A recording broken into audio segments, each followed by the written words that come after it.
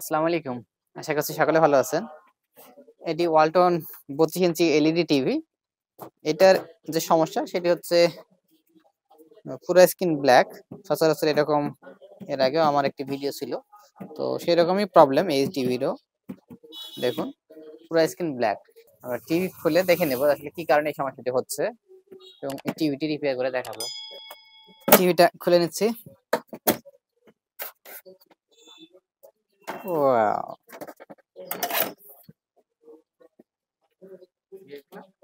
টিকটিকি ডিম।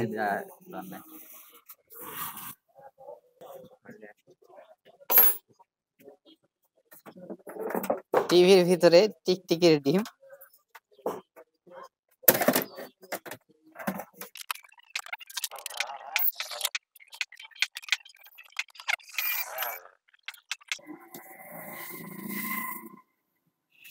এই টিভি প্যানেলটি আমাদের বহুল প্রচলিত SM4186 আইসির প্যানেল। এখানে টিকটিকি ডিম টিভির ভিতরে টিকটিকি বাসা করেছিল।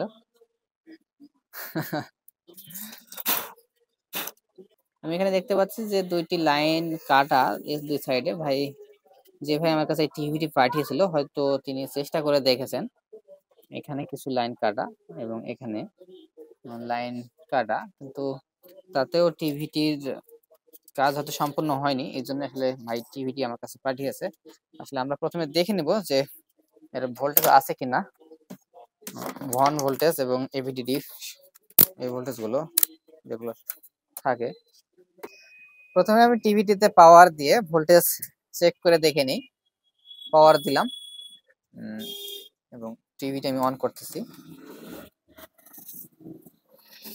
আমাদের এলভিডিএস পাওয়ার অর্থাৎ যেটা প্যানেল ভোল্টেজ, প্যানেল ভিসিসি, এখানে 11.95 ভোল্ট ভোল্টেজ ওকে প্যানেল ভিসিসি, কিন্তু 1 ভোল্টেজ দেখুন এখানে কোনো ভোল্টেজ নেই।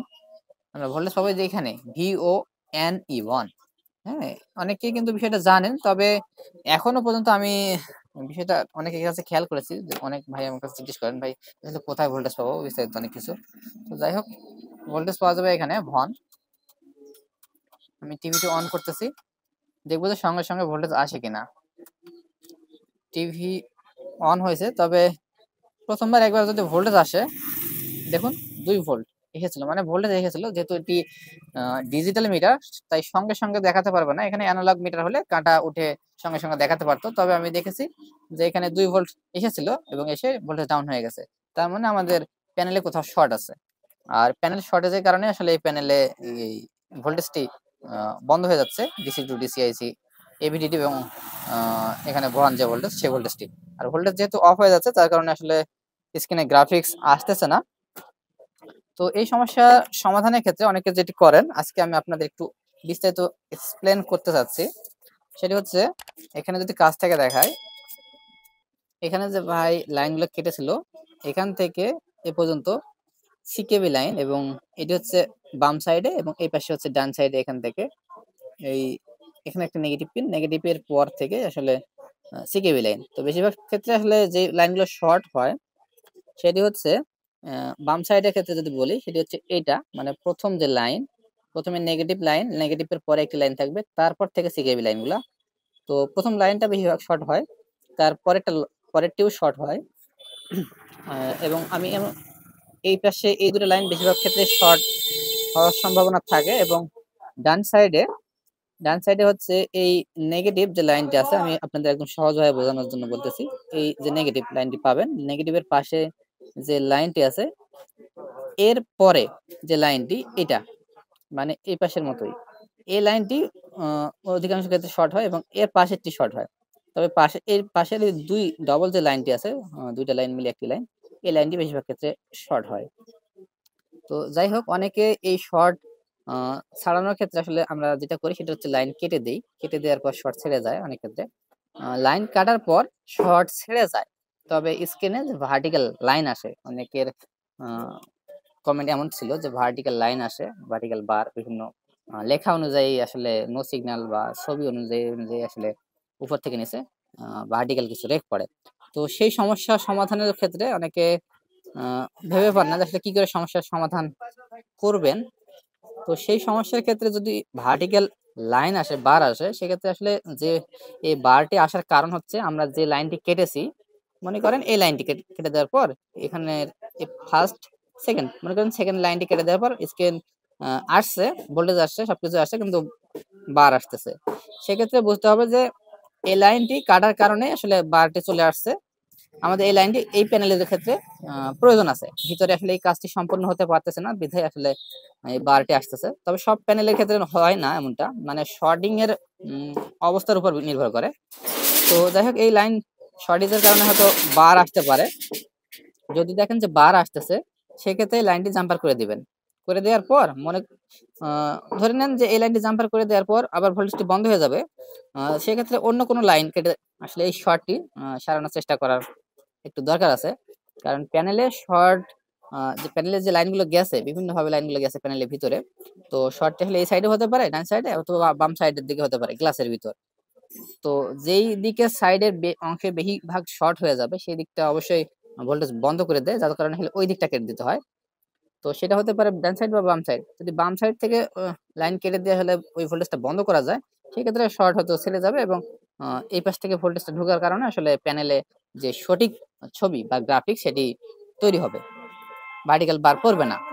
যদি এতে করেও ভার্টিক্যাল বার পড়ে বা অন্য কোনো লাইন কেটে যদি ভোল্টেজ নিয়ে আসা না সম্ভব হয়, মনে করেন যে লাইনটি কাটছেন শুধু সেটি কাটলার পরেই ভোল্টেজ আসতেছে, অন্য কোনো লাইন কাটার পর আসতেছে না, অন্য কোনো লাইন আসলে কেটে শর্ট ছাড়তেছে না, ওইটা লাগানো থাকলে, সেক্ষেত্রে আপনারা যেটা করবেন সেটা হচ্ছে শর্ট কিলার ব্যবহার করতে পারেন। শর্ট কিলার আমি আসলে সবসময় মনে করি যে শর্ট কিলার ব্যবহার করা একটু অনিরাপদ, কিন্তু তারপরে আমাদের শর্ট কিলার ব্যবহার করতে হবে এমন এমন জায়গায় যেগুলোতে আসলে শর্ট কিলার ছাড়া কোনো ওয়ে নেই।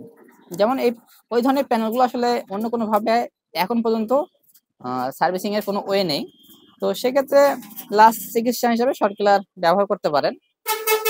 তবে চাইবেন, তবে সবসময় আমাদের উচিত যে শর্ট কিলার অ্যাভয়েড করা, কারণ শর্ট কিলারের কারণে, শর্ট কিলারে যেহেতু বেশি ভোল্ট এবং অ্যাম্পিয়ার বেশি থাকে, বিশেষ করে অ্যাম্পিয়ার বেশি থাকে, যার জন্য আসলে ওই ভোল্টেজ অন্য সাইডে ঢুকে সেই সাইডগুলো নষ্ট করে দিতে পারে।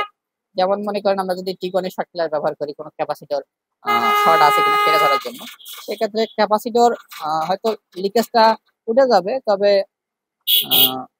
ক্যাপাসিটর শর্ট ছেড়ে গেলেও ওই ভোল্টেজটি, ক্যাপাসিটর শর্ট যখনই ছেড়ে যাবে তখন কিন্তু সেই ভোল্টেজটি আইসিতে প্রবেশ করতে পারে, ট্রানজিস্টরে প্রবেশ করবে, মসফেট জ্বালিয়ে দিবে, ডায়োড জ্বালিয়ে দিবে, বা প্যানেলের অন্যান্য কোনো লাইনকে নষ্ট করে দিবে।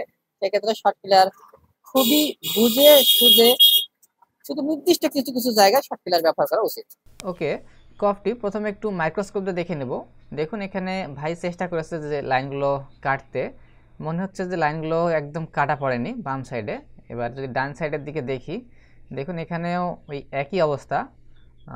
ভাই হয়তো মাইক্রোস্কোপ ব্যবহার করেছিল কিনা জানি না, তবে যাই হোক আমি মাইক্রোস্কোপ দিয়ে দেখতে পাচ্ছি যে লাইনগুলো আসলে একদম কাটা পড়েনি। এখানে দেখুন লাইনগুলো কিন্তু কাটা পড়েনি। আমি এইখানকার এই ডাবল যে লাইন এটি কেটে দেব, এটি একটু গভীরভাবে কাটবো। মনে হচ্ছে যে কাটা পড়েনি। আর এটি কাটার নিয়ম হচ্ছে এখানে যে এই যে দেখুন এখানে দুইটা যে ডট আছে, ডটের নিচে কাটতে হবে, উপরে কাটলে হবে না। উপরে কাটলে আসলে ওই ডটগুলো দিয়ে বোর্ডের ভিতর দিয়ে লাইনগুলো চলে গেছে, যেগুলো হচ্ছে কফ এর বাম সাইডে গেছে কিছু লাইন, এবং সিকেবি যে লাইন ভোল্টেজ আসছে আইসি থেকে সেগুলো আসছে উপরের ডট থেকে, উপরের ডটে, এবং নিচের ডট থেকে আসলে ডান সাইডে বাম সাইডে চলে গেছে। আর আমাদের কাটতে হবে নিচের ডটেরও নিচে। আমি পরিষ্কার করে নিচ্ছি এবং এই জায়গাটুকুতে আমি দুইটি লাইনই কেটে দিচ্ছি। দেখুন আমি লাইনগুলো একটু সুন্দর করে কেটে তারপর এই প্যানেলের কি অবস্থা সেটা দেখব, যে আসলে আমরা ভোল্টেজ পাচ্ছি কিনা, আদতে আসলে এই লাইন কেটে সমাধান করা যাবে কিনা। আসলে মাইক্রোস্কোপ ব্যবহার করা উচিত, কারণ এখানে মাইক্রোস্কোপ দিয়ে দেখলে একটু ক্লিয়ারলি বোঝা যাবে যে লাইনগুলো আছে কিনা। আমি এই লাইনটা কাটলাম, দেখুন কাটার পর মনে হচ্ছে যে প্রথম যে লাইন সেটি হয়তো একটু কেটে গেছে এখানে। আচ্ছা যাই হোক, আপাতত যেহেতু কেটে গেছে, যাক, আমরা দেখে নেব যে ভোল্টেজ আমরা পাচ্ছি কিনা। আমি টিভি অন করতেছি, টিভি অন হয়েছে। এখানে আমাদের ভোল্টেজ দেখুন, ভোল্টেজ চলে আসছে 30 ভোল্ট, 30.30। এটা হলো VONE, ভন ভোল্ট, পারফেক্ট চলে আসছে। এবং আমরা যদি এভিডিডি ভোল্টেজ দেখি,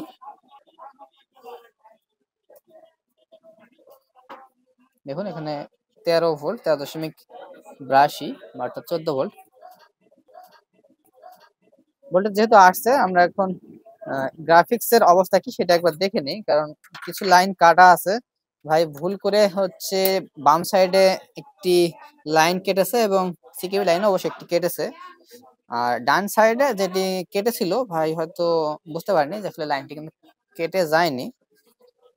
তারপর আমরা লাইন কাটলাম এবং ভোল্টেজ চলে আসছে।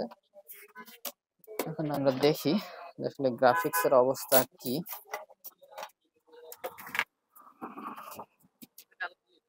এই টিভি প্যানেলগুলোর গঠন অনেকটা সাধারণ এবং খুবই স্বাভাবিক বা সিম্পল হয়ে গেছে, আমাদের অনেকের কাছে আয়ত্ত হয়ে গেছে। দেখুন স্ক্রিনে গ্রাফিক্স চলে আসছে, নো সিগন্যাল, আলহামদুলিল্লাহ গ্রাফিক্স ওকে আছে। তবে আমাদের অন্য যে লাইনগুলো কাটা আছে ওই লাইনগুলো জাম্পার করতে হবে, যে লাইনগুলো অযথা কাটা আছে। লাইনগুলো তো জাম্পার করে দিলাম। দেখুন এই লাইনগুলো বাম সাইডে কাটা ছিল, ভাই কেটেছিল অযথা যে লাইনটি সেটি, এবং যে লাইনগুলো আপসা আপসা মনে হচ্ছিল যে কাটা, সেই লাইনগুলো জাম্পার করে দিয়ে আমি জাম্পারের উপর ইউভি যে গ্লু আছে, আমাদের সোল্ডারিং মাস্ক যে গ্লু, সেই ইউভি গ্লু দিয়ে দিচ্ছি হিট। এতে করে এই লাইনগুলো শর্টেজ হয়ে যাওয়ার সম্ভাবনা থাকবে না, নষ্ট হবে না। যদি সামনে থেকে দেখি টিভিটা, দেখুন এই হচ্ছে টিভির স্ক্রিন, একদম ফ্রেশ আসছে, কোনোরূপ লাইন পড়েনি বা ভার্টিক্যাল বার অবশ্য লাইন কাটার পর আসেনি এই প্যানেলের ক্ষেত্রে বা এই টিভির ক্ষেত্রে। তবে অনেক ক্ষেত্রে কিন্তু লাইন বা বার পড়তে পারে, ভার্টিক্যাল বার। তবে যদি ভার্টিক্যাল বার পড়ে সেক্ষেত্রে নিয়ম যেটা বললাম সেই অনুযায়ী কাজ করলে হয়তো সলভ হয়ে যাবে। আর যদি গ্রাফিক্স আমরা দেখি, দেখুন এই টিভির ক্ষেত্রে কোনোরূপ সমস্যা হচ্ছে না, একদম পারফেক্ট গ্রাফিক্স এবং পারফেক্ট ছবি। তো ভিডিও ভালো লাগলে ভিডিওতে লাইক করবেন এবং চ্যানেলে নতুন হলে চ্যানেলটি সাবস্ক্রাইব করবেন। দেখা হবে আগামী ভিডিওতে। সকালে ভালো থাকবেন। আল্লাহ হাফেজ।